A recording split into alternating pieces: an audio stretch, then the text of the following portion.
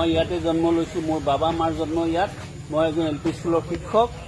মোৰ ইয়াত L P school pass কৰিছোঁ, এম ই স্কুল পাছ কৰিছোঁ, হাই ছেকেণ্ডেৰী কলেজলৈকে মই ইয়াত পাছ কৰিছোঁ। মোক বিনা দুখতে বিদেশী সজাইছে। মই এবাৰ নহয়, মই 100 বাৰ কৈছোঁ মই অসমীয়া।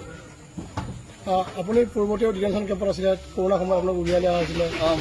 মোক 2018 চনত কৰিছে, আটক কৰিছিল। এৰেষ্ট নহয়, চোৰ ডকাইত তেনেকুৱা মানুহে এৰেষ্ট হয়, কিন্তু মই আটক হৈছোঁ। মই 2018 তাত আটক হৈছোঁ আৰু 2021 চনৰ আগষ্টত মই তাৰ পৰা মুকলি হৈ আহিছোঁ।